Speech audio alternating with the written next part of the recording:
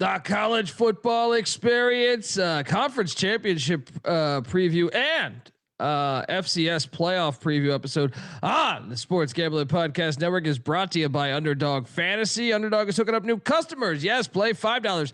Get $100 in bonus funds when you sign up with our promo code. That is TCESGPN. So do that. And remember, as always, folks, to let it ride. Hey, this is Pac-Man Jones. You're listening to SGPN. Let it ride.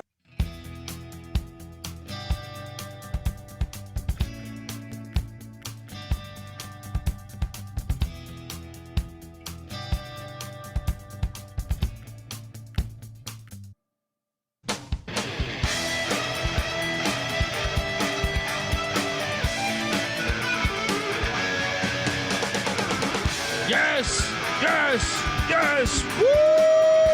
Welcome to the college football experience. I mean, this is your guide for the weekend, essentially. As we still have our show tomorrow night. Myself and the crew, we will pick every single game. We're gonna break down. So we got coaching hires going left and right. Shit happening within the sport. YouTube.com/the college experience. Hit that like and subscribe button. If you're wondering who the hell you're listening to, my name is Colby Swinging Database Dan, aka Pick Dundee. That's not a pick. This is a pick.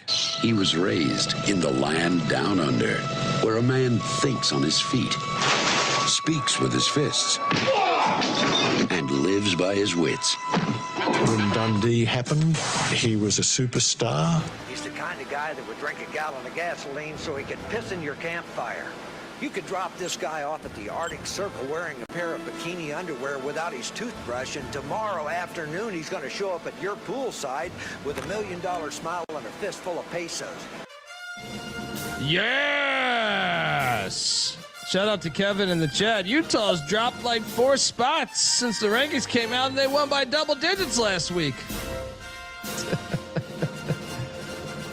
Vanderbilt won at Tennessee, and they did not move. But yet Alabama wins at Auburn, a 5-7 team, and they hop Notre Dame, who did win at Stanford. I am joined by my co-host. He is also the host of the College Basketball Experience, which we will be going live later tonight. Give it up for former staffer at Austin Peay with the Governor, South Carolina with the Gamecocks, and West Virginia with the Mountaineers, Ryan McIntyre, aka Monetline Mac. What's up, man? What's up, man? Yes, my contact dried out, so I had to change it out. It's a little it's burning right now, so it looks like I'm tearing up. I don't know if it's my contact or all these home atmospheres and no neutral sites. It's making me tear up with happiness. He's talking about college basketball, which is killing it tonight with the ACC SEC Challenge, UConn at Kansas. Yeah. Slew of other games that are going on. Just a ton of fun. Yeah, you're right. I mean, if they can't see this, like that Florida Duke game just ended, that's why we were holding on to go live. You know, they can't, if they can't see that, or Rupp Arena rocking, or the Fog Allen Fieldhouse rocking right now, and some of the other spots. The Ole Miss game is pretty lit. Then that is on them. These TV execs. I mean, I feel like we're getting record amounts of neutral site college basketball games. And when you see a game like we just saw, the Florida Duke game, yeah, or Virginia Tech, South Carolina, yep. I'm sorry. Yeah, there's a big difference. There's a big fucking difference.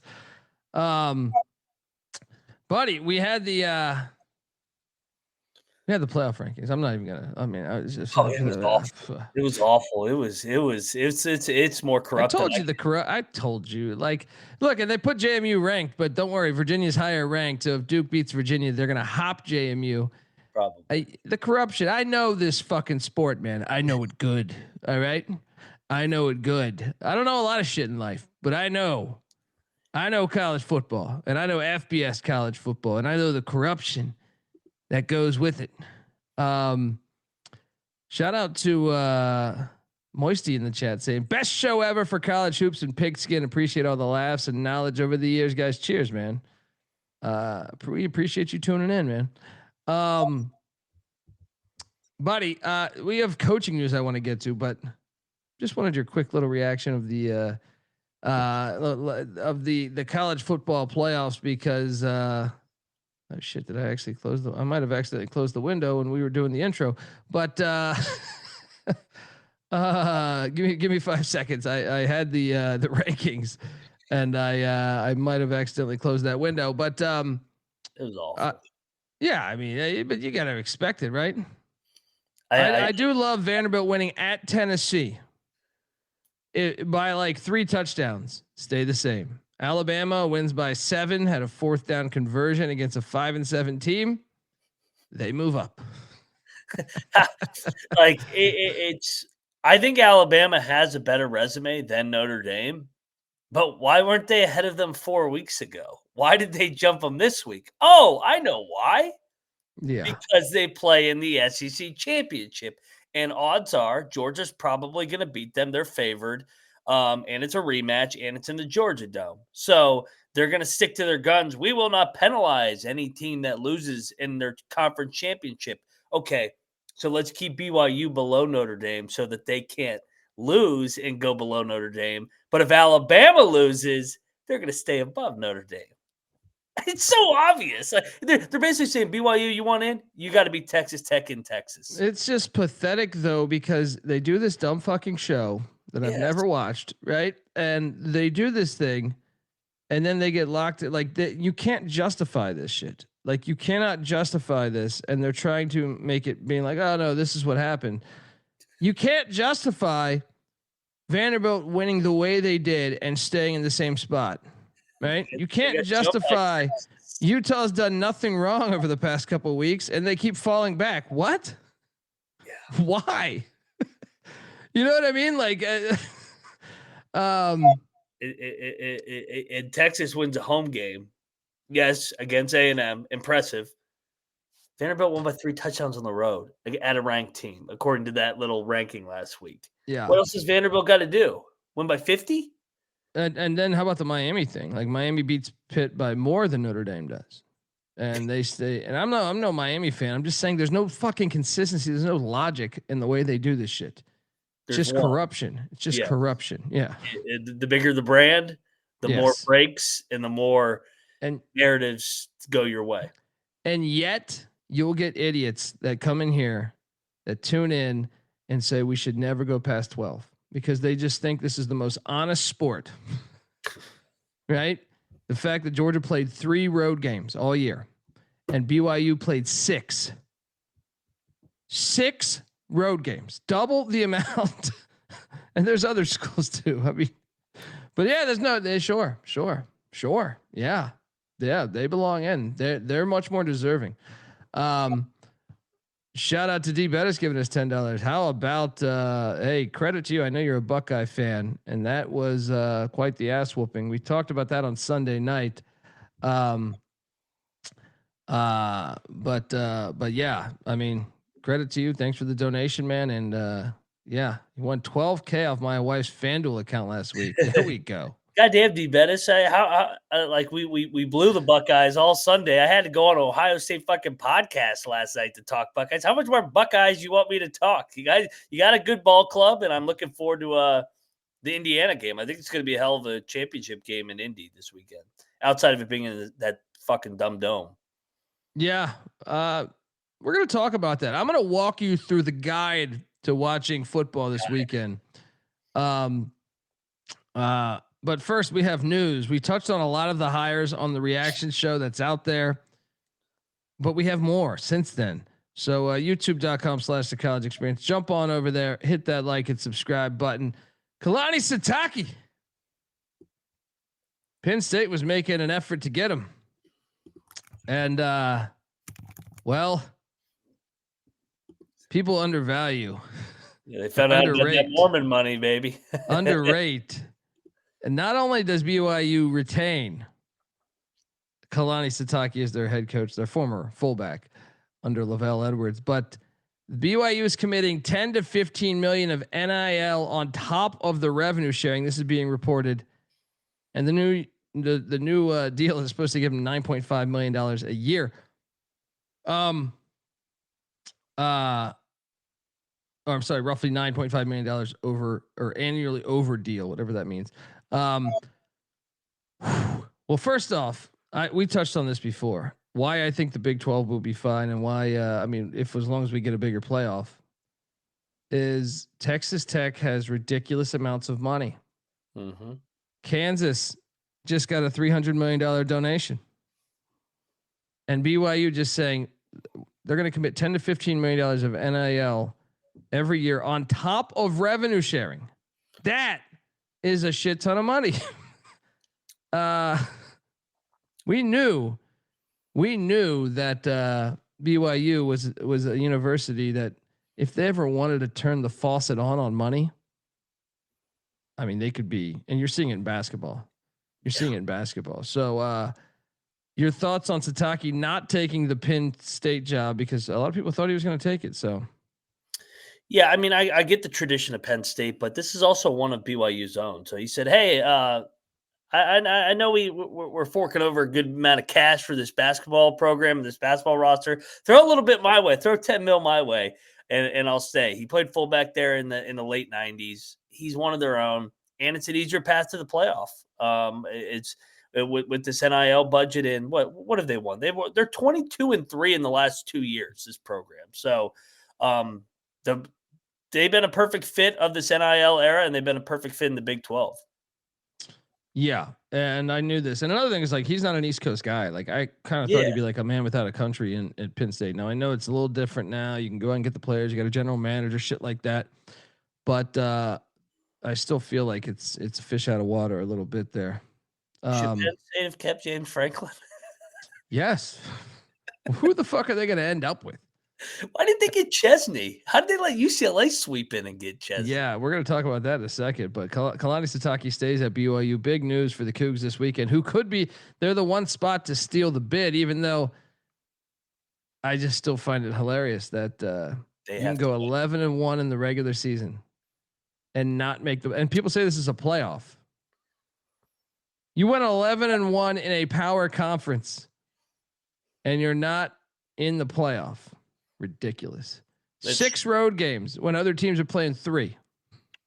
And 6 road games. Boy, and these dumbasses go, they'd be a 14-point underdog against Notre Dame. They've won like 6 games in the last 2 years as an underdog outright already. Yeah. I mean, like, okay, yeah, they would be an underdog. They're also really good as an underdog. Like, I don't give a fuck that they're an underdog. Remember when they were a 11-point underdog at SMU and just beat the shit out of them at the line of scrimmage last year? They were a playoff team. You don't think they can beat somebody as a double-digit dog again? Why not?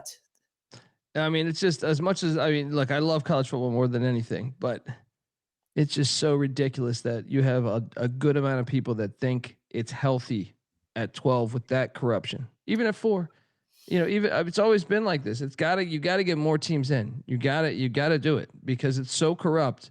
No one has the best interest of the actual fucking sport. You know what I mean? No one.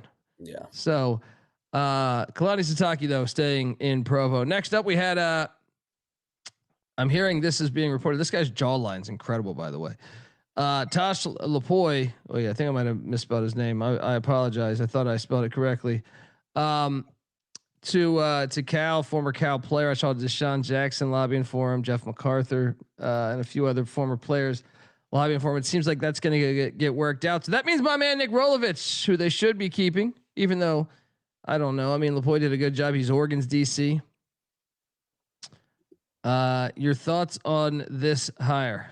So what? Lanning's losing both coordinators here going into the playoffs. This is going to be interesting. Just trying to handicap them with who we're going to talk about. Stein going to Lexington, but yeah, I mean, Lanning worked out coming over from Kirby. Now it helps going to Oregon. I mean, it helps getting that job. So, but Lupoi, I thought his defenses did a good job, and I thought that they were tough, especially in the trenches. So, interested to see what he can do with Cal. Cal's got some money too, man. Yeah. They're one that, like, if you just open it, it could be interesting. But yeah, I'm intrigued by that. I still think Rolovich though is someone's got to get Rolo. Someone's got to get Rolovich. Can you keep Rolo on staff? Maybe. That's what I would do. Yeah. Then we had North Texas hires your boy Neil Brown. He's back. I'm curious. So Eric Morris agency is now gone to Stillwater. Your thoughts on your boy back in college football? So he spent the last year with Sark as a analyst. I kind of think they upgraded their coach. I mean, things didn't work out for Neil in Morgantown, but I think he's a pretty good coach, especially at the G5, more under the radar. His last 3 years at Troy, he won double-digit games every year. So I think he's going to walk into North Texas here, continue that air raid, Texas Tech style of football, and I like the fit. I think the shoe fits here. I kind of like it too, man. And I look, playing devil's advocate. Do you think he sits back? Who else did this happen to? I think Colorado, pre-Dion, right? You're sitting there saying like, oh, okay, they hire Rich Rod, and all of a sudden all this money comes in the school, and he's like, well, fuck, if I had that, we could have won a few more games. Well, and he had the harder non-con schedules. I mean, he had to play Penn State week 1 both times, and they never had a home game for like 5 years to start the season, whether it was at Pitt or at Maryland, or you go down the list. So, yeah, but that was part of the package of Rich Rod, and that's why that's why fit matters so much. I think he's going to do a good job there, and this league is wide open with all these. It is, man. It really is. Shout out to Coach Brown back in the game. We got other news. Will Stein hired at Kentucky. Former Louisville player, which is interesting, but he's got family that played at Kentucky as well. He's born and raised Kentucky, so it kind of makes sense despite his Louisville card connection. Oregon's offense coordinator, you just kind of alluded to it. I'm curious your thoughts on this one, as obviously we touched on how Stoops got canned on the Sunday episode, but what do you make of Will Stein going into Kentucky, the former Oregon Duck OC? He's going to stay with the team, by the way, coaching throughout the playoffs. It's crazy what happens when you actually care about your players. Your thoughts? How come Lane couldn't do that? Oh wait, they're rivals. So I like this hire. I think I thought Stein did a great job this year with Dante Moore. I had my question marks with how good Dante Moore was going to be. I thought he made things easy for him. 3 straight years with 3 different quarterbacks: Nix, Gabriel, and then Dante Moore. So it's not like he just rode the coattails of one quarterback. Yeah, those guys are in the NFL, but the other 2. But I thought he did a good job. And so I know he's a Louisville guy, but he knows Big Blue Nation. I think regionality still matters for fit. I think he has an uncle or a grandfather or something that played at Kentucky. I was reading an article. About it for the baseball side of things. Yeah, interesting. We'll see how that works out. And Lexington, it's been a minute since they got fresh blood in there. Then you have, how about the situation going on in Athens? I haven't had the time today to do a deep dive. I was on a couple other shows. I fell asleep while putting White Tiger to sleep. So you fell asleep when you couldn't sleep. Gotta love it. Yeah, he was. I was like, "Come on, dude, go to sleep." And the next thing you know, I realized I was asleep. Right, shit was everywhere. Right, he was still awake.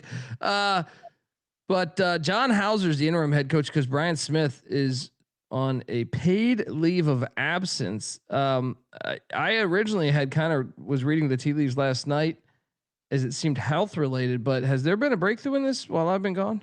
There's rumors on Reddit, so I don't know what's true. I'm not going to jump the gun. There's some rumors that we might get a little Todd Golden sugar here. Yeah, thought that was the perks of being $1 million man.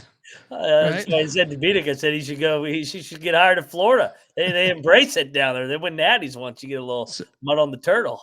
So wait a second. You're going to get paid $1 million to coach. You're going to get paid $1 million to do your job, and you're not supposed to have sex with young women. I mean, adults, but young women. You know what I mean? Yeah. What do you think the Lane train's going? He just got 13 mil. What do you think he was doing down there? If she's a student, but she's 22, I don't see the problem, right? Isn't our society stand for that? Why not? I mean, goddamn. You think Lane? You think the Lane train's doing all that fucking yoga just for his health? Yeah. Come on, please. The fucking the ex-wife coming back. That's just for show. We know what's going on. Oh yeah, man. I guarantee you, Baton Rouge. I mean, Louisiana. You think we know Louisiana politics is crooked. You think the football program's not tied to that? They had the goddamn governor talking about who they're gonna hire.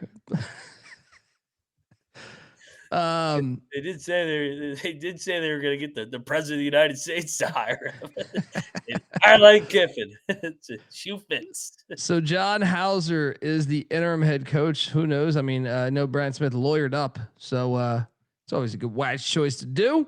But that's substantial news. As Ohio definitely going to be in a bowl game. Then you had Bob Chesney to the UCLA Bruins. This one, I gotta give them credit. It's outside the box. I like it.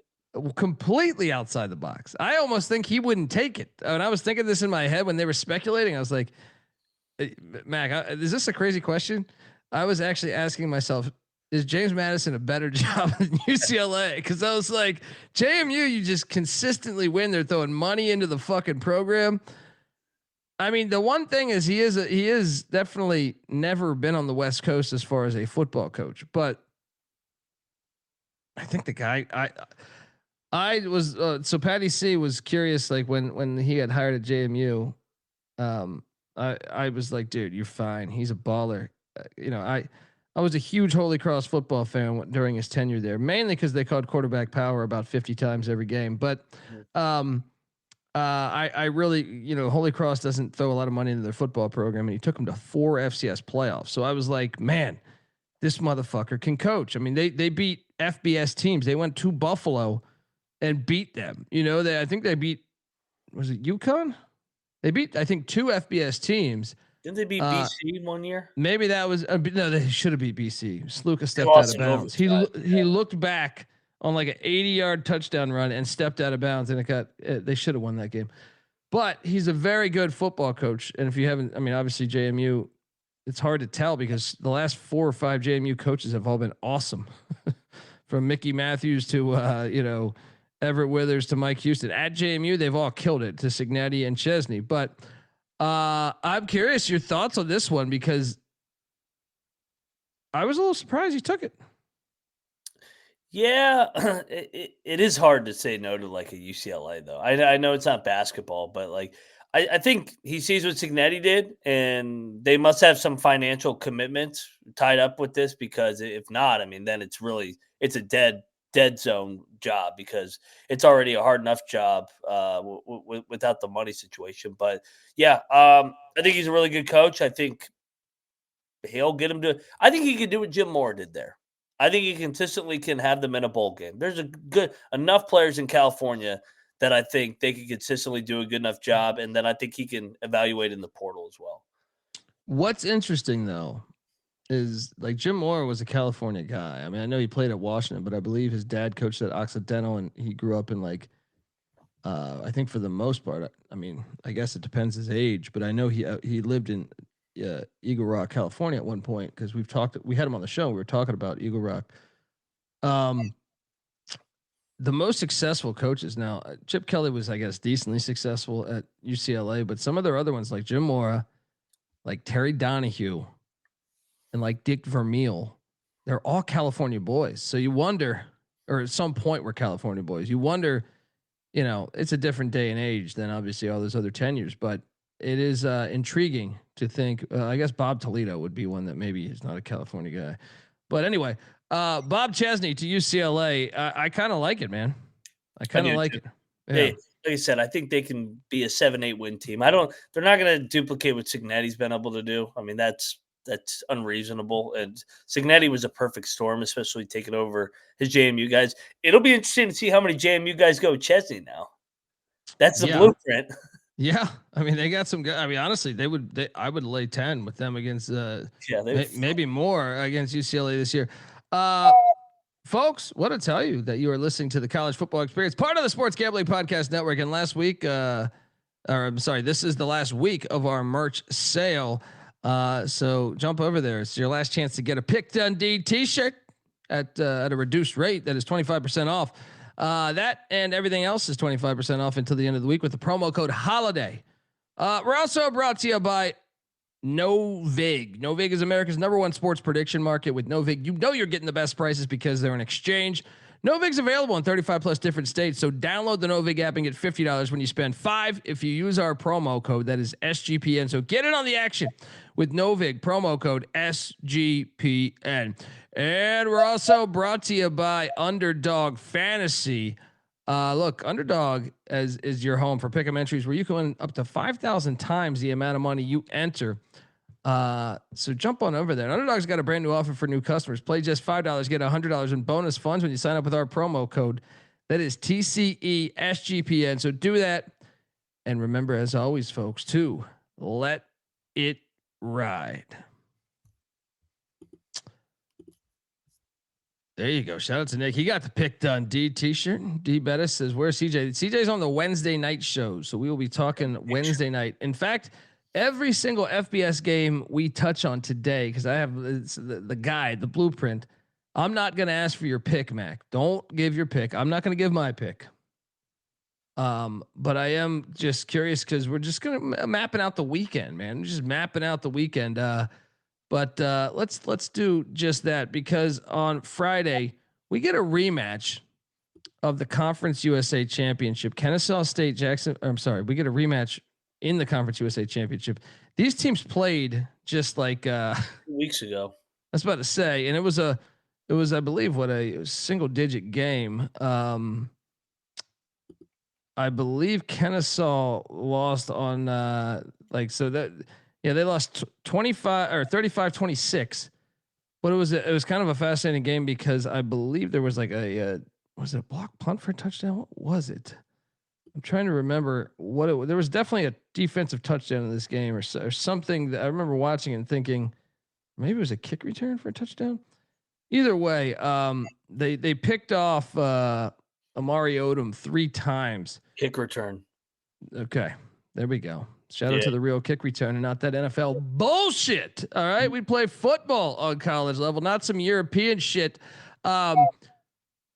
This game, I'm curious, just in general, what you make of this rematch. And we're gonna pick it tomorrow, but Friday night, I think this is a banger. And let's be honest, we kind of thought the Conference USA sucked coming into the season. Yeah, they got their most bowl teams since 2019, I think it is. That's incredible. You got to give it up for the conference. I mean, look, I think my conference championship that I projected was Liberty, Western Kentucky. And I said that because Delaware wasn't eligible, but I'm curious your thoughts of this game and just how the season's gone in general in the CUSA. Well, I mean, 2 first-year head coaches in the championship game, both programs completely overachieved, shattered their win total. You stole the headline. Like what I'm looking at, the 4 interceptions was the thing that popped, but there were a lot of Jack State box scores that look like this year, where they got a kick, they got a special teams touchdown, they got some defensive touchdown. So can they duplicate that in the rematch? I 2 think first-year coaches too. Yeah, and I think the line was Jack State was a 3-point dog, I think. Or 3.5 point right now. No. Kennesaw's favored by 3.5. Oh, the first one. Yeah. So just a little perspective on where the line is. Oh yeah, it was Kennesaw laying 3.5. And then right now it is Kennesaw laying 2.5. Okay. So a point different from both were in Jacksonville. That's crazy. Like Vegas didn't learn their lesson. They're going back to the well. Yeah. Saying, okay, let me ask you this. I don't want your pick, but Jerry Mack, he's a Memphis guy.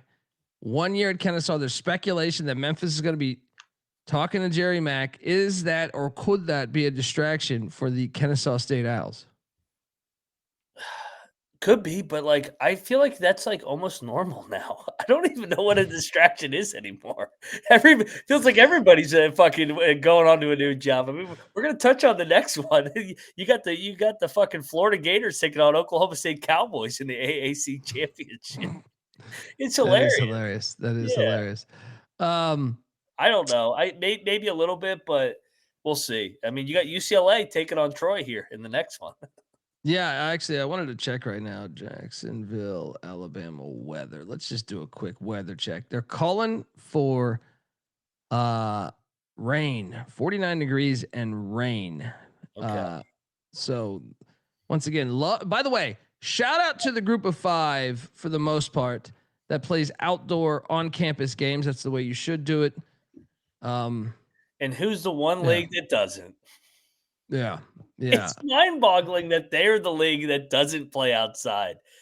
When they're known for their brand is the snow games on Tuesday and Wednesday nights. And the Big Ten. I think the same with the Big Ten. Yeah, no, but I'm talking about, like you said, the G5. Yeah. Shout out to the G5. Like what made them fucking popular was playing outside in fucking blizzards. And I mean, come on, Mac. Get out of that fucking piece of shit roller rink arena, whatever the fuck that dome is. It's trash. It's absolute trash. Beanick shithole's what I'm gonna start calling it. The Noah Beanick shithole dome. Yeah, I mean he goes there for the pizza. Look, Kennesaw State, Jacksonville State. We're excited about that Friday night. So this is your guide here. There's 4 games on at one. So Friday night, man, don't make any plans because I mean, don't do it. What? Don't we have Gonzaga and is it Gonzaga UConn? Friday night. Hold on, let me pull it up. We got basketball. We got like 6 banger games on Friday. I thought we have. Kentucky, I thought it was Kentucky Gonzaga Friday at the same time as this. I think too. Cincinnati Xavier same time. Oh, no, that's the Crosstown Classic. That's one that I just have to watch every fucking year. But then you have all 4 of these group of 5 games going on within an hour. So 2 kick at 7. The other 2 kick at 8. Idiot. Troy is now heading to Bridgeforth Connect Stadium to take on JMU. This game they are calling for snow, Mac. So these little Alabama boys about to get tested up there in Harrisonburg, Virginia. But I'm curious. Like I said, don't pick the game, but it's 3 touchdowns. How surprised are you at that number? And do you think this number goes down based on the fact Chesney took the Chesney took the UCLA job, but he's going to see the season out, I think, at JMU, or at least that's what they said, earlier. What's your thoughts on this? See if there's no corruption if somehow Duke wins. But I mean, if Duke wins and they're out, or Virginia wins, he's off to UCLA. I think the headline is you got an overachieving Troy team. Nobody saw this coming versus JMU, who we expected to get here, but I don't know if we thought they would be this dominant. I mean, they have destroyed teams outside of the Wazoo game. I mean, it's like double-digit win after double-digit win. So JMU red hot, winners of 10 in a row, and Troy winners of 8 out of 9. So this could be a fun game. No weather, just cold. Are you sure about that? I just did a show earlier tonight where, I guess 35% chance. 35% chance of snow. Scattered. According to the Weather Channel. But either way, should be cold. So fun one here. So you got that Friday night. Then at the 1 hour later, you get a rematch for the 3rd straight year of UNLV on the Smurf turf. Now, I do believe they're calling for snow in this one too, right? Didn't I see that? I just assumed that they was going to snow here. We got, yes, that is a 70% chance of snow, 40 degrees. Currently 40 degrees. Then they're calling for 33 degrees at kick.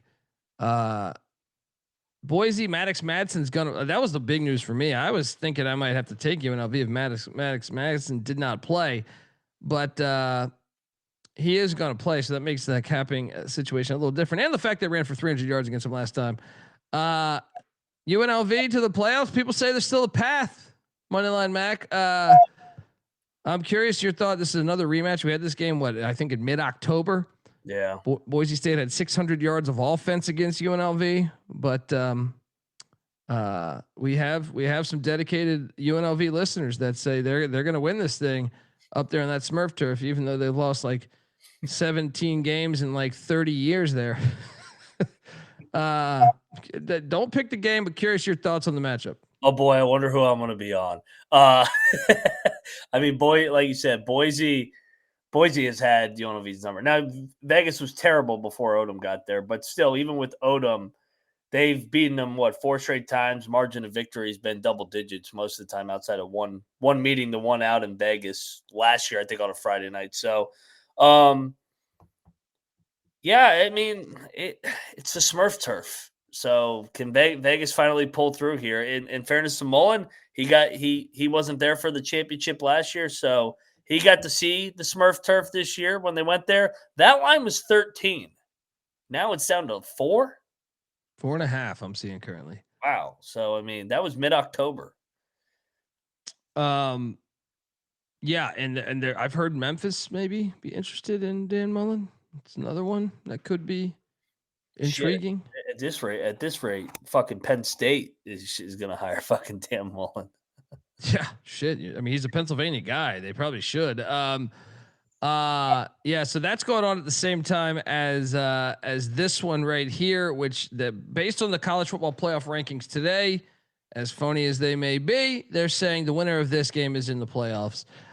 North Texas, with Oklahoma State's current head coach taking on Tulane with Florida's current head coach, and also North Texas, their current general manager is Oklahoma State's general manager too. So what a delight! And I believe they're calling for rain in this one. When I was on the show earlier tonight, yes, Friday night. I think this. I think it's like a 50-50 chance of rain, but that's every day in New Orleans, right? I'm curious, which team do you think will be affected more by the coaching news, like the momentum, the locker room? I kind of think it could be Tulane. I honestly have no idea. Yeah, mate. I honestly have no idea. I have no idea. I mean, it's basically the same. Maybe Tulane because it's more fresh and we've known North Texas longer now. Yeah. And North Texas is kind of like a magical season compared to Tulane, where they expected to be here. So they're just like happy to be here. But they're favored. They're favored on the road. It's really a terrible sport in a way. Like, as much as I love it, like, think about like Jimmy Larinaga's George Mason basketball team. Mm-hmm. And right before the NCAA tournament, if Jimmy Larinaga is like, guys, it's been fun, but I'll be at Miami. And I'll still check in and coach for you guys. But I mean, they got to fix this. They got to fix this. It's terrible. It really is. Like, it makes the game incredibly hard to handicap, because you have no idea that, like, even with Ole Miss, when we get to them, we just don't know what the state of the locker room is. Well, and all right, so we have, out of the 8 coaches on Friday night, 3 are confirmed a different job already. We have 2 that were rumored could be on the way out, Mullen and Mack. Shit, yeah. Who knows if Charles Kelly gets another gig? I mean, with the way he's done a great job. I mean, or Danielson at Boise, maybe he gets a gig. I don't know. Maybe Penn State turns to him. Who knows? Goddamn, we're gonna have more coaches than fucking that are on the way out than fucking are coming back to their school. It is crazy, man. It is crazy. Sorry, this UConn Kansas game coming down to it. I know. There's some fucking free throws. God damn it. All right, let's jump into Saturday's action. But before I do that, I want to let you folks know that the college football experience is brought to you by Rhythm. Rhythm has been crushing it in college football this season. I mean, NFL too. And the props, oh man, they've been really good at identifying when to fade players and take those unders. And look, college basketball is up and running. They threw us a great. They have over 300 schools in college basketball, folks. So I mean, they threw us a great party a year ago. They Rhythm has predictions for every game, every night. It pairs nicely with the daily shows that we offer on the college basketball experience. Every game, you're prepared. Super easy to sign up, run predictions off the house model, and make your own. And you make your own model, play with the sliders. I mean, it's a lot of fun you can do with so many sports in the holidays. This makes it easy to get an elite prediction on a game, so you can focus on other things. All right. We are back. All right. Are you ready for Saturday? Because Saturday, not only will I be at a championship game, actually it's a playoff game. It is a playoff game, that game that I'm at. So let's start it right here. The MAC championship at this bullshit stadium in Detroit. Terrible. Miami, Ohio, team full of adversity. Opened the season terrible. They always Open the season absolutely terrible. Then your starting quarterback quits the team, says I'm out, right? And they turn to a freshman quarterback, a legend in Thomas Gutowski. Such a Midwest name. But he's look, the stats aren't blowing up, but the guy's winning ball games, winning at Buffalo, winning against Ball State. Can he make it 3 for 3 as they host Western Michigan? If you've watched this game in years past, there's about 12 people that go to this game because they don't want to play it on campus. But I wonder if this in Detroit actually having a Michigan school, could Western fans actually show up there? When's the last time Western was in the championship? Was it like I'm thinking Fleck. 2019? It was Fleck, man. When Yeah, Fleck the was there, magical yeah. year. I wonder what their crowd was off the top of my head.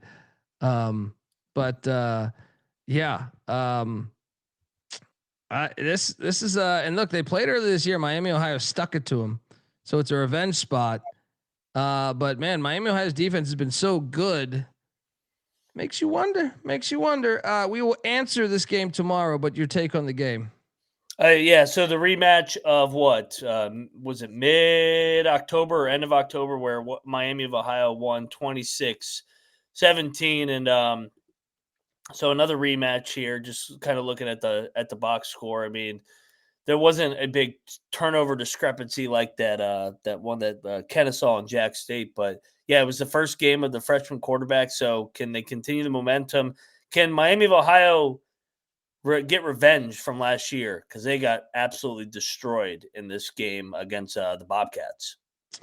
Yeah, I mean, Lance Taylor was the guy that kind of was entering the season a little bit. I felt like, I don't want to say he was on the hot seat, but I could see a scenario where if he didn't, he could be on the hot seat because Tim Lester had him going kind of the same with what they're doing. This is kind of a breakthrough season for Lance Taylor, and Chuck Martin on the other side just continue consistency. Should be a fun one. So that's what you look. I mean, this noon slate on Saturday with an unbelievable basketball card. Yeah, I mean, the basketball card is fucking insane, right? Easily the best basketball card of the whole season so far this Saturday. So we're gonna be mixing all these games in. This game right here is absolutely gigantic. BYU could be the bid thief here. They play at the same time. This is a noon kick. Unfortunately, they still have championship games. They don't play these on campus. Last year in the Arizona State Iowa State game, you could get a ticket for $5. This is a legit problem for the sport moving forward because if you're a Texas Tech fan, perfect example is Texas Tech's not even that far away. So maybe they make the trip, whereas Arizona State and Iowa State were actually far away. But you still wonder if you're Texas Tech, you're saying, well, if we win, we are going to have a bye. We'll be playing in Miami or, who knows, New Orleans or Los Angeles. You don't know, Tempe, Arizona. And then if you win that, you could be going somewhere else, or if you lose this game, you're hosting next week.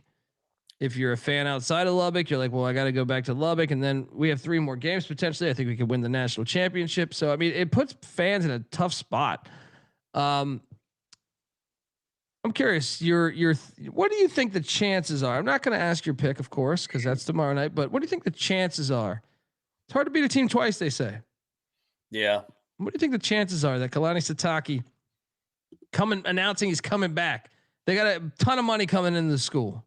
It's not in Lubbock where you can't even throw fucking tortillas anymore, right? This is in Arlington at that bitch ass stadium. But what do you think the chances are that BYU can actually win this thing? Because they were only outgained by 120 yards last time. Yeah, they had some bad. The turnovers killed them. They stalled out some drives. So, like I said, BYU's been really good as a dog over the last couple of years. This was like a rare time that they got blown out. This place will be lit because Texas Tech fans are crazy. So they will go to Dallas. They're all over the state. But BYU fans will travel too. I mean, the BYU brand is a national brand, so I don't think it's going to be a home game for Texas Tech like everybody thinks it's going to be. So, yeah, I think BYU has a shot. All right, so that's at noon. I think I kind of agree too. Jay Hill, another year or another time to prep for that offense. I think he's a really good defensive coordinator. So then you have this right here. Noon kick, a series that goes back 122 years. This is technically in Bethlehem, Pennsylvania, right outside of Philadelphia. Goodman Stadium. This game, buddy. This is why we do the show. All right. I mean, look at the regionality through and through here. I mean, this game's fire. Now, Villanova did not play them this year, but last year they played Lehigh, and they beat them 38-10. I'm sorry, that was 2 years ago. 2 years ago. But I mean, regionality through and through here. And one name to watch is Coach Cahill for Lehigh. I wouldn't be surprised if JMU turned to him because what he's done with Lehigh. They're undefeated. Meanwhile, Nova 10-2. The line that I am currently seeing for this game is Lehigh -4.5. What are you doing here, buddy? Because I think I might have to take the points. I hate the bye week too. Like, what, it doesn't matter if it's college or pro. Like, I just feel like you get that bye week, you start thinking about how good you are. Teams that went out and played a game, I think, have an advantage. So, are these real lines or projected lines? No, that's a real line out there, FanDuel, right now. Lehigh laying 4.5. Yeah, I think that's short for how great Lehigh's been this year. Yeah, it is a rivalry game though, man. Yeah. I mean, and Villanova's popped up in the playoff multiple years. They won it. I don't know, a while back, but I'm saying like they've been kind of a blue blood within the conference. I will pick some of this FCS stuff. We can ask the bet detective tomorrow. Give me Villanova to win this fucking game here, or at least to cover the. No, I don't think they're going to win it. They'll cover the number. Lehigh walk-off field goal. Yeah, the bet detective could pick 8 FCS games tomorrow. Yeah, let's put some stress on the fucking bastard, right? If you haven't, so Lehigh undefeated season right now. Their running back Luke Yoder has been killing it all year. You look at that guy's game log. All right, the last time he stepped on a football field, he ran for 234 yards and 4 touchdowns. Goddamn, is that Al Bundy? Is that Al Bundy right there? So yeah, we got this game going on at noon. Then you got South Dakota heading to Macon, Georgia to take on these Mercer Bears. This is a travel spot. It is a travel spot. You walk into 5-Star Stadium. So Mercer's an interesting team because they the last time they stepped on the field, they lost at Auburn. Yeah. But prior to that, they had rattled off like 9 straight wins. After struggling early in the year out the gate, but and then South Dakota on the other side is kind of similar. They're actually kind of similar, but the way both these teams out in September and August were kind of tough months for them, but they figured it out. South Dakota played last week. Mercer had the bye week. South Dakota beat Drake 38-17. I am currently seeing this line at 6.5. Yeah, 6.5 Mercer laying. I'm taking the fucking points, man. I like the fact you play these games. These play-in games are an advantage, I think. The teams that get to play. It's an early kick for the old Coyotes, though. That's true. That is true. I don't know what I think of having the fucking bye game, playing a Auburn in the game before, but I'll lay it with Mercer here.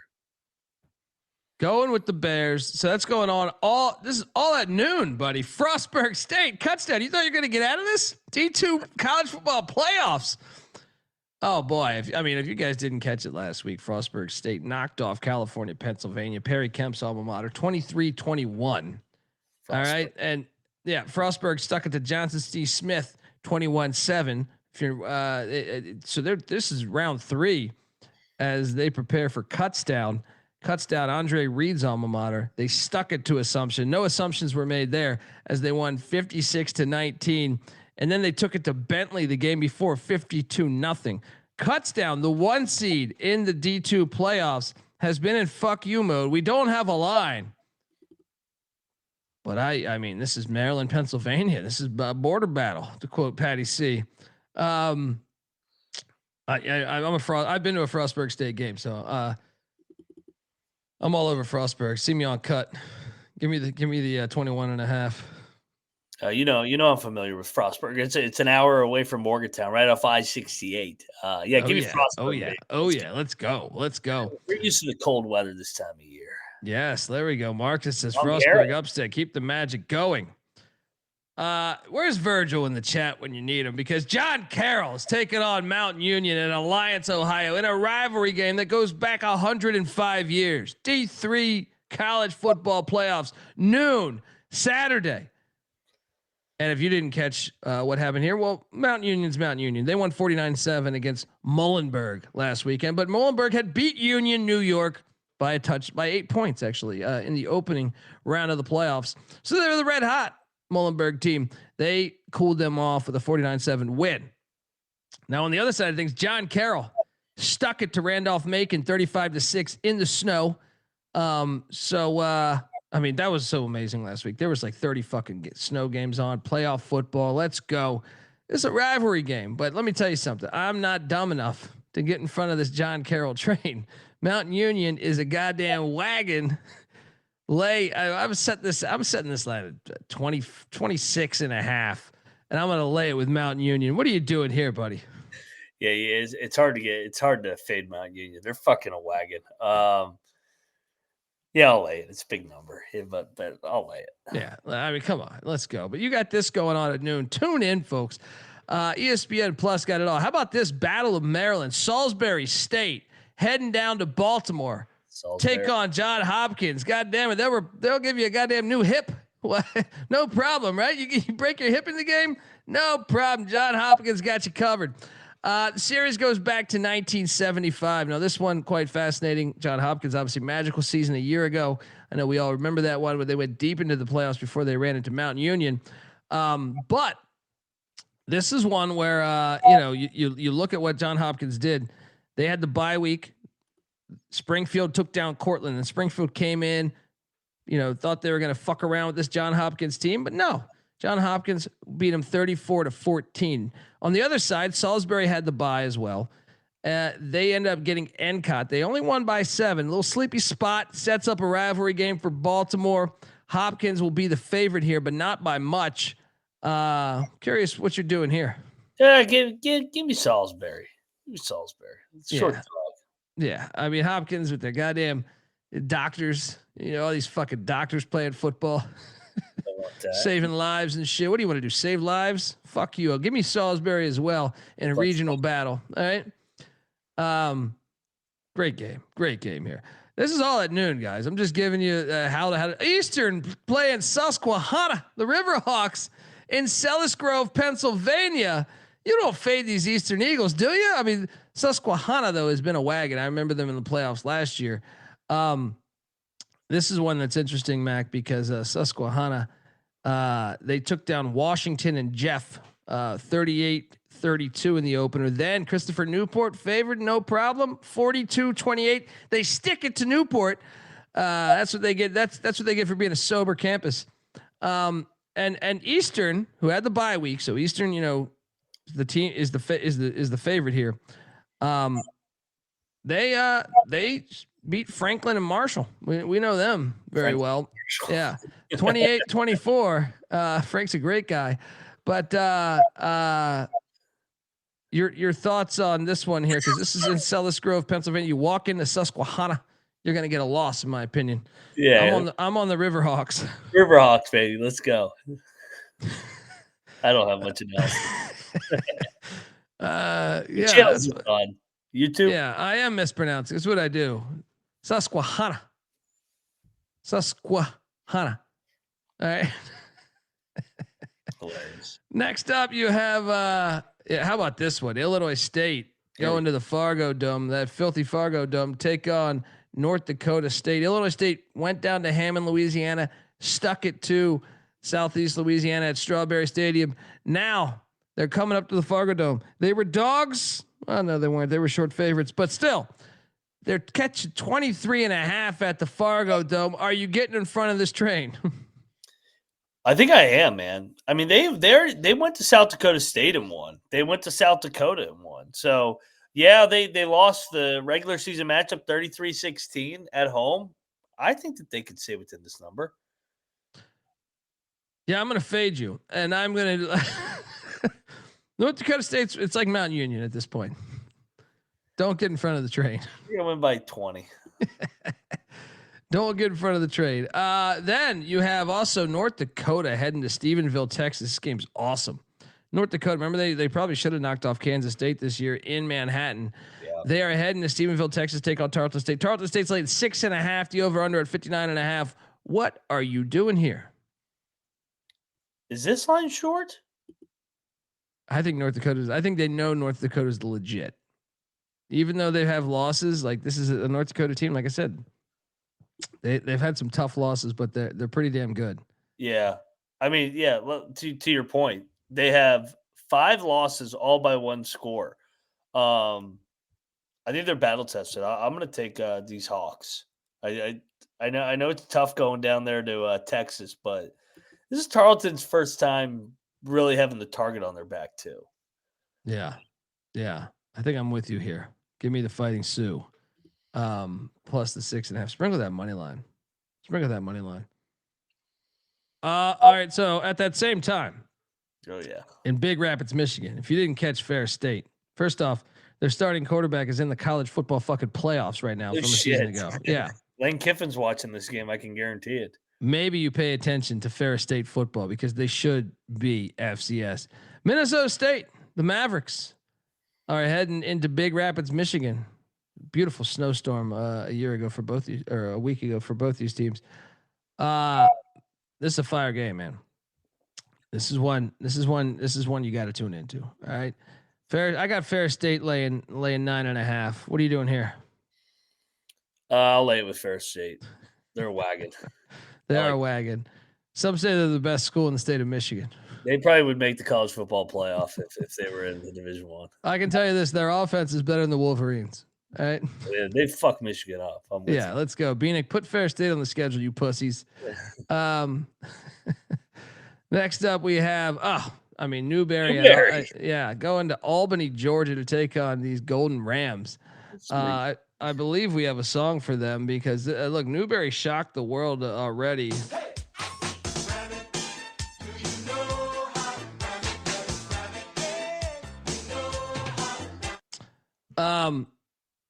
Should be a banger of a game here. Newberry's just been that team, right? They stuck it to Kentucky State by 21, then they upset West Florida 24-17 a week ago. Now they head into Albany State. Albany State beat Valdosta in the opener by 5. Only beat Benedict by 2 last week. Benedict. I think Newberry's a live dog. Yeah, I like Newberry down there in South Kakalaka. So yeah, give me these Wolves. Yeah, let's go. How about this one? This is not a playoff game. This is the Heritage Bowl in Corsicana, Texas. Hilarious. Probably butchering the pronunciation of that. West Texas A&M taking on Arkansas Tech. Who doesn't want this one? The Heritage Bowl this Saturday. Where will you be? Look, great logos at this level. They do, and these water buffaloes here at West Texas A&M. I'm all over West Texas A&M. You know, Ryan Leaf used to coach there before he had a little accident. Look, I know it's not on campus. It's a bowl game, but give me West Texas A&M to figure some things out against Arkansas Technology. I will co-sign you. Give me West Texas A&M here. They better logo here. Come on, Arkansas Tech, get something else. Yeah. Then, look, I know I got a show to do, but Wheaton is at DePaul. All right. DePaul upset Wisconsin Whitewater last week in the snow. Now we got Greencastle, Indiana, this going on. I think the DePaul Magic will continue. We're looking at a team that can go deep into the D3 playoffs until they run into Mount Union, I think. Give me DePaul after that magical win at Whitewater last week in Greencastle. What are you doing here? Great spot for DePaul. Let's go. DePaul. Let's go. DePaul. The real DePaul cannabis capper. Yeah. Then St. John's, Minnesota, heading to Wisconsin River Falls. I know Wisconsin Whitewater got eliminated, but River Falls, they don't fall for your bullshit here. Look, they've been playing this game quite a while. All right, going back to the 60s. St. John's, Minnesota, Wisconsin River Falls. This is all available for you. D3 playoffs. Get out there, folks. River Falls, if you're in the area, tag us at TCE on SGPN. Get to the game. But I think River Falls puts the kibosh on St. John's here. How about you? Yes, River Falls continues the tradition of Whitewater. Yes. And staying in Wisconsin. Let's just, not staying in Wisconsin, but staying with Wisconsin schools. Wisconsin lacrosse heading to Naperville to take on North Central. Let me tell you, North Central is a fucking wagon. Can't get in front of this train here. North Central is going to continue their dominance at the D3 level. So let's go. What are you doing here? I'll fade the lacrosse team. I will take North Central. Let's go. Then Wisconsin's just owning this level. Wisconsin, Platteville, stacking the money, heading to Arden Hills, Minnesota to take on Bethel. This is college football 101 here, right? Bethel, if you haven't caught the journey that they've been on here, great season deep into the playoffs a year ago. Bethel, though, took down Coe College. You might say Coe College. Who's Coe? Marv Levy played it for Coe College. All right. Now, Bethel took them down 51-26 last week. Now Platteville waiting for him. Platteville took down Alma College 24-7. This will be a big one here. Mac, what are you doing in this in Arden Hills? I'm going to continue on with these Wisconsin teams. Give me Platteville. They're not coming into Bethel, especially with the previous two matchups going on. So I'm all over Bethel here. The Badgers couldn't get it done at the Gophers, so Platteville's got to do a man's job here and go over there to Minnesota and get it done. Let's go. Then next up, Barry, the Vikings heading to Trinity in San Antonio, Texas. This is why the people show up. Trinity, Texas. San Antonio, just a great, it's a football town through and through. And look, Barry is an interesting story. If you haven't followed them, they took down LaGrange last week, 18-14. LaGrange was coming in hot after beating Framingham State. Now Barry is taking on Trinity. Trinity took down Hardin Simmons 34-24 in a good one. Who you going with here? I personally think Trinity, the home environment will be the difference here. Yeah. Down there in San Antonio, Texas, I will lay it with Trinity, Texas. Then you got Lindsey Wilson. Who?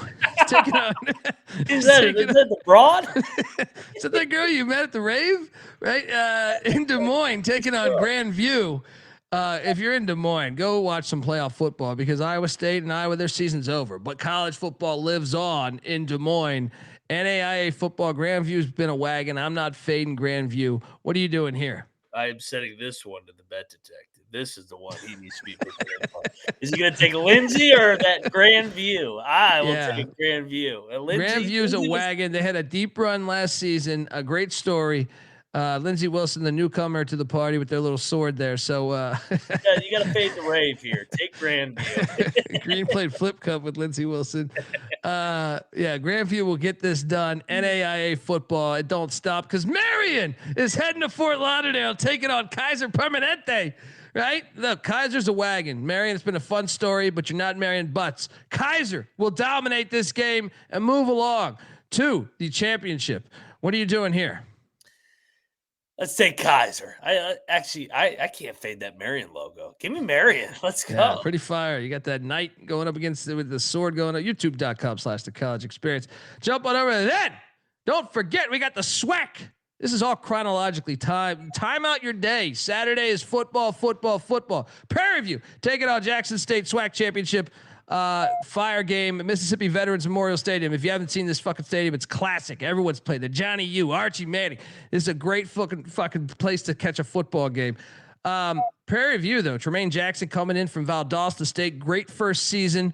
Meanwhile, TC Taylor at Jackson State, you took over as part of Deion's staff. Deion left him the keys to the to the car there.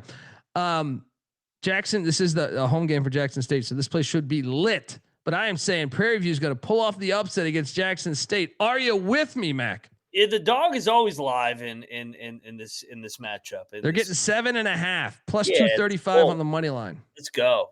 Give me the dog here. Let's go. I can't wait for this one. And then it's gonna be a good game. Exactly. And the winner of this plays in the Celebration Bowl against South Carolina State. So, which will, I believe, will be in about 2 weeks here. So buckle up. Let's go. Next up, the Yale Bulldogs are heading to Bozeman. First time in the FCS playoffs ever. Yale says, "Oh, you got a 28-point lead? No problem." Right? They score 35 unanswered, pulling a Frank Wright at the ice box against Youngstown State. Now they head to Bozeman. Is this where the party ends, Mac? Because Montana State's laying 24.5. Lay it. The Ivy doesn't even know how to get to fucking Montana. They're gonna get fucked up here. Moses is gonna fuck them up. This might be my favorite one on the board. Yeah. Can you bet these games? These are available on FanDuel right now. Yes, I will lay it too. When I think of the run defense in Bozeman, Montana for Yale, Montana State's gonna have a field day on the ground. Next up, we have Abilene. This is a great rivalry game. If you do not know this game, and doesn't really matter the sport, baseball, basketball, football, Abilene Christian, Stephen F. Austin, they fucking hate each other. Stephen F. Austin is hosting in Nagastocious, right? Great fucking game. Great fucking game. Yeah. Currently seeing Stephen F. Austin laying 4.5, the money line at plus 150 for Abilene if you're looking to play this, and the over under at 49.5. What makes this game so intriguing is the fact that Abilene stuck it to Stephen F. Austin 28-20 earlier this season on September 6th. I do think revenge is going to be dealt here, so I will take the Lumberjacks minus 4.5. Mac, how about you? You're laying it in the rivalry? I am, because they beat them earlier this year. Yeah, I'm going to take the points, man. I think this is a dogfight field goal game. Give me the points. Stephen F. wins. Abilene covers. Can't wait for this game. They hate each other. Fire. This game's fire. There's always a fight in the basketball game every year. Yes. And speaking of great fucking games, South Dakota State, Montana, they've delivered a lot of them over the past decade, including earlier this year when last year when South Dakota State beat them 35-18 in the playoffs, because and that was their second time meeting them that year. South Dakota State heading to Washington Grizzly Stadium. Montana laying 1.5. South Dakota State's had a crazy year. They've had quarterbacks injured. They've gotten healthier. They whooped ass last week in Brookings against New Hampshire. Montana had the bye week. Bobby Hawk. They're thinking natty again. This is the best game of the whole weekend, probably. South Dakota State ended their season last year. Yeah, I'm laying it with Montana. What are you doing here? Montana gets Montana revenge spot. Let's go. Lock up the Grizz. We're almost out of here. Next up, UT Permian Basin is going to Searcy, Arkansas, taking on my favorite team in all of college football, Harding. If you've seen me talk about this team, it's the greatest fucking team. They're running the flex bone at Harding, and they're a fucking wagon. Pittsburgh State tried to get in their way last week. Harding won by 16, and let me tell you, that score was actually much worse. Pittsburgh State dressed it up a little bit. Permian Basin took down Western Colorado on the road in Western Colorado, 21-15. Harding's gonna roll though. What are you doing here? I think Harding rolls too. Look at that fucking mask. He's ready to fucking run through this fucking UT. Let's go. Then we have Upper Iowa in the Candy Bowl. This is not a playoff game. This is the Candy Bowl in Hobart, Indiana. You been to Hobart, Mac? Folks. I've been to Hobart. Maybe I ran through there one time and stopped at the local gas station to get a case of beer. This is a great story. We got the Candy Bowl going on, folks. Get out there. Go to this game. Hobart, Indiana. Upper Iowa's been a great story. Last year they had a deep run. Just missed out here, but they didn't miss out on the Candy Bowl. I think they're going to stick it to Hillsdale and Hobart. What are you doing here? I think they're going to stick it to him as well. I'll co-sign an old Candy Bowl. Let's go. Candy Bowl is always back to the NAIA level. Benedictine, friends. How many of us have them? Look, this is an in-state battle in Wichita, Kansas. I got friends laying 3.5 right here. What are you doing here? I mean, what a name. Benedict versus Friends here. Benedictine. Benedict is what I call him. Give me Friends. Friends, the Falcons get it done. Friends, Let's go. Let's go. Then that puts us into College of Idaho against Montana Tech. As Patty C says, this is a border battle. Butte, you don't just walk into Butte and take on Montana Tech and think you're going to get the win. You might remember Montana Tech's former coach. He's notorious for a lot of great comments like this. They were like a hobo on a ham sandwich. They were going hard. It's kind of like watching your mother-in-law go off a cliff in a Cadillac. You got mixed feelings. That's enough for me to take Montana Tech, but I'm excited for the regionality of this game. College of Idaho, fun little story. They've really come up the past couple of years. They brought their football program back after a long time, big time hiatus. Everyone should take notes on that. What are you doing here in Butte? I'm taking the Yotes, man. I like the dog here. Let's go. Continue the good story of College of Idaho. Let's go. Then we got Georgia and Alabama. What? Georgia and Alabama. It sucks. The committee basically told us tonight, I think Alabama's in no matter what. Yeah. Alabama beat Georgia earlier this year. Dogs going to get revenge. How much does this game matter to these teams? Well, I think Georgia has more to play for. They're playing for the double or for the bye, a week off here. And I'm on the Dogs too, man. I think that's going to be the play, but don't pick it yet. But I think that's going to be the play.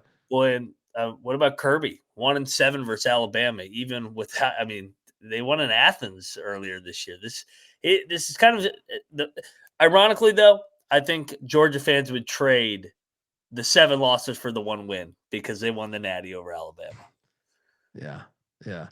I think Montana Tech is going to be a little more entertaining than this bullshit stadium with no stakes. They've ruined these championship games because there's no stakes. The committee told us today Alabama's in regardless.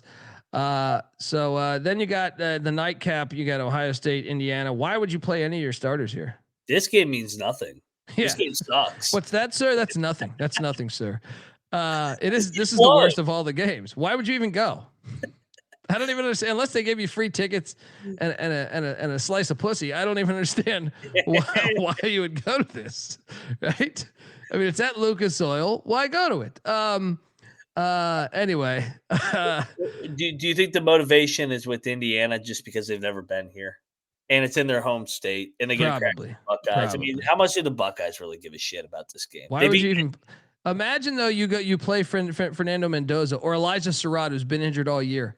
And they get injured and they're out for the playoffs. It's going to happen one of these years. You'll be like, why did I play the fucking starters?